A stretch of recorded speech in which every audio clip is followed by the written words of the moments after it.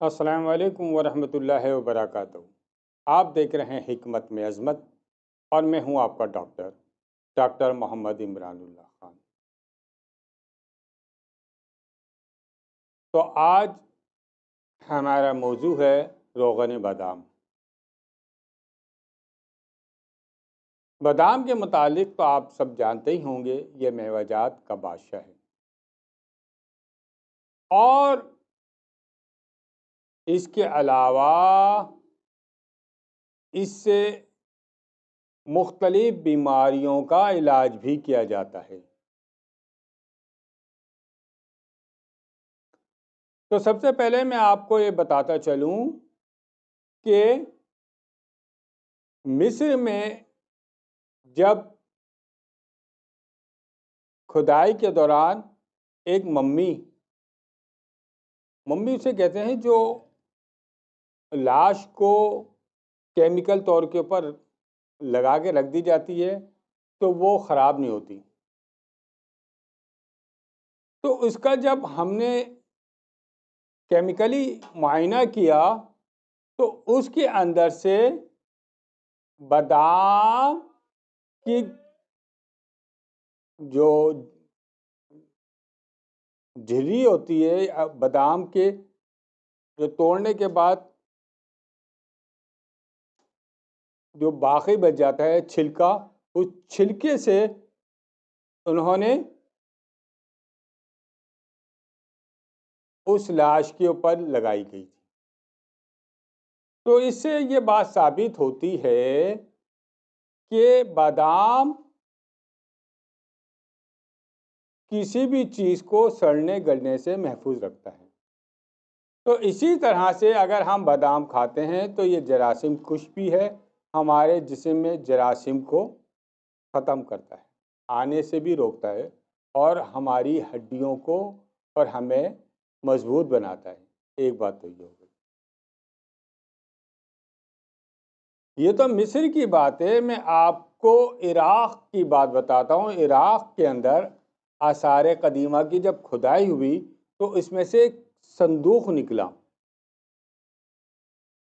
اس صندوق میں بہت ساری چیزیں تھیں اور اس کے اندر بادام بھی تھے۔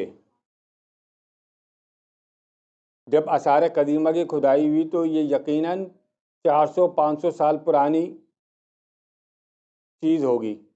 اب اس کو جب کھولا تو اس میں بادام نکلے، تو بادام اپنی جگہ محفوظ تھے، بالکل کچھ خراب نہیں ہوا تھا۔ پھر اس کو توڑا گیا، توڑنے کے بعد اس کی جو گری نکلی وہ بالکل صحیح تھی۔ پھر اس کو کھایا گیا تو اس کا ذائقہ بھی ویسے ہی تھا۔ تو اس بادام کو انہوں نے اپنے عجائب خانے میں رکھ دیا، جو آج تک عراق کے اندر موجود ہے۔ تو بادام ایسی چیز، ایسا میوہ ہے جو کہ نہ خراب ہوتا ہے نہ خراب ہونے دیتا ہے۔ تو اس بات سے اس کی حکمت کا اندازہ لگایا جا سکتا ہے۔ اور حکمت پہ یاد آیا کہ آپ کو اس حکمت کی بات کو آگے بھی بڑھانا ہے اور خود بھی پسند کرنا ہے۔ آپ میرے ساتھ چیٹنگ کر رہے ہیں، میں بتا رہا ہوں۔ آپ اس کو نہ پسند کر رہے ہیں اور نہ آگے بڑھا رہے ہیں، خیر آپ کی مرضی۔ تو بادام، یہ بادام قدیم زمانے میں صرف بادشاہ اور وزیر کھاتے تھے۔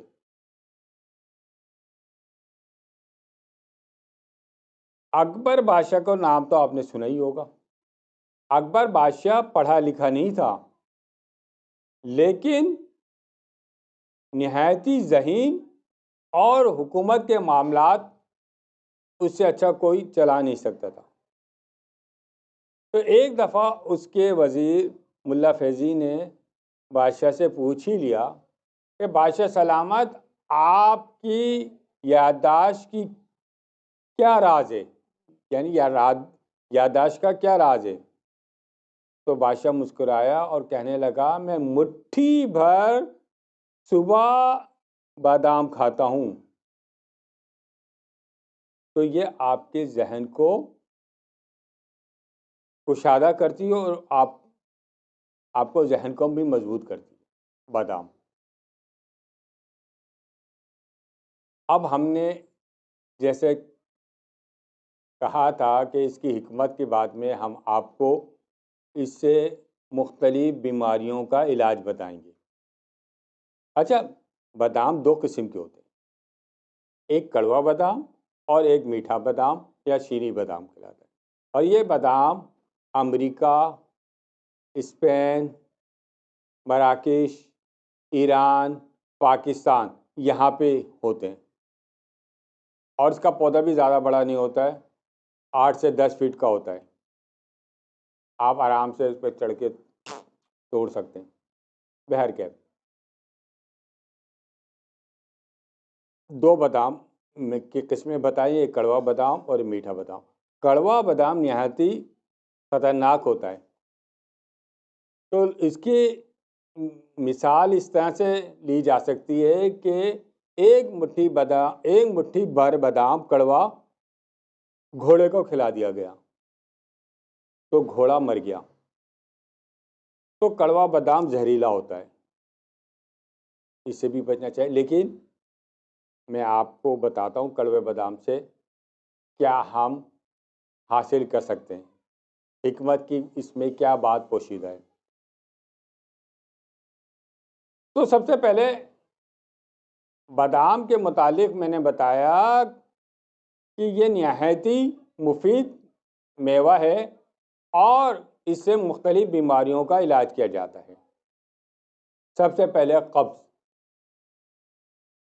قبض کے لیے روغن بادام اگر آپ 1 گلاس دودھ میں 1 چمچ ملا کے رات کو سوتے وقت پی لیں تو آپ کا قبض فارغ ہو جائیں گے آپ۔ اور اس کے علاوہ ایک دوا آتی ہے سکمونیا۔ اگر آپ پنساری کے دکان پہ جائیں، اس سے کہیں گے کہ مجھے 50 گرام سکمونیا دے دیں، تو یہ 10-15 روپے کا سکمونیا مل جائے گا۔ اس کو کھرر کریں خوب اچھی طرح سے۔ کھرر کرنے کے بعد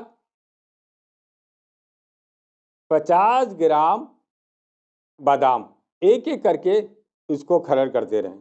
جب یہ 50 گرام پورے ہو جائیں تو 50 گرام منقع لے لیں، اس کو بھی کھرر کر لیں۔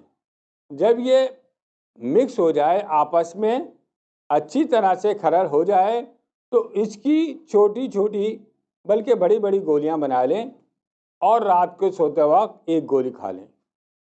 اور کسی کو شدید قسم کا قبض ہے تو وہ 2 گولیاں کھا لیں۔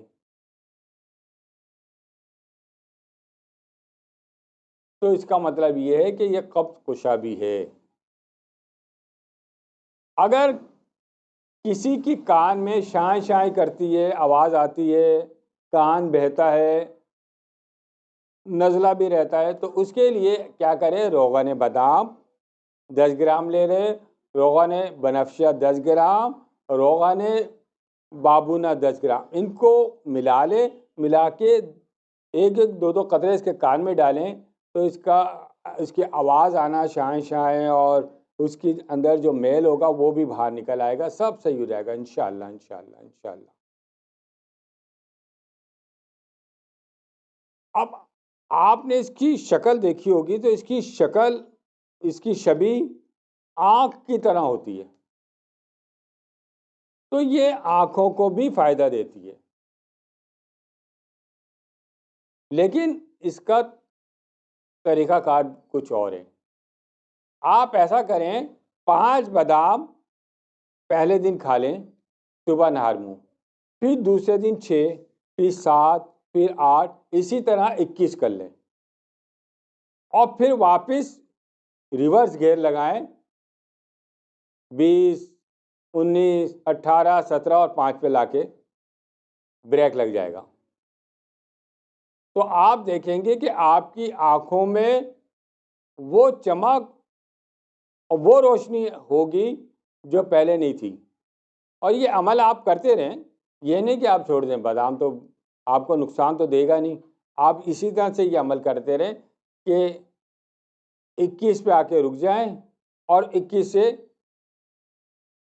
ریورس کر لیں. تو یہ آنکھوں کے لیے نہایت ہی مفید ہے. اس کے علاوہ یہ دانتوں اور بالوں کے لیے بھی مفید ہے. اس کی چھال جو ہوتی ہے، درخت کی چھال، اس کو بوائل کر کے اس سے غسل کیا جاتا ہے تو اس کے بال آپ کے جو سفید ہیں انشاءاللہ تعالی وہ کالے ہونے لگ جائیں گے. اور اس کی جو ڈنڈی ہے اس سے مسواک بھی کی جاتی ہے تاکہ آپ کے دانت مضبوط ہوں.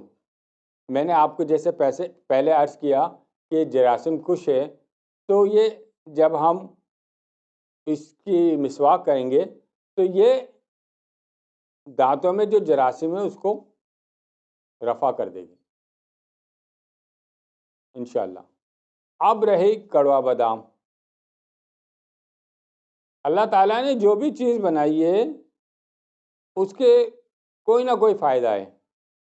یہ الگ بات ہے کہ ہم اس کو فائدہ ڈھونڈ نہیں پاتے. تو آپ کیا کریں، کڑوے بادام کا روغن نکال لیں، اور اگر آپ نے 250 گرام روغن نکالا ہے تو آپ 10 گرام آما ہلدی اور چوٹ سجی لے لیں اور اس کڑوے بادام کے روغن کے اندر اس کو خوب پکا لیں. جب یہ پک جائے آپ دیکھیں کہ وہ دونوں چیزیں کالی ہو گئی ہیں ہلکی آنچ میں، تو پھر آپ اس کو چھان لیں. چھاننے کے بعد آپ اپنے جوڑوں کے میں جو درد ہوتا ہے وہاں پہ اس کی مالش کریں. اور اگر خدا نہ کرے آپ کو کوئی چوٹ لگ گئی ہے اور چوٹ کے اندر تکلیف ہو رہی ہے تب بھی آپ اس جگہ اس کی مالش کریں گے تو انشاءاللہ تعالی شفا ہوگی. تو میرا خیال ہے کہ آپ نے اس حکمت کی بات کو بڑے غور سے سنا ہوگا اور بادام کو آپ خریدنے کا پروگرام بنا لیا ہوگا انشاءاللہ. تو انہی الفاظ کے ساتھ کہ آپ اس چینل کو پسند کر کے آگے بھی بڑھائیں گے.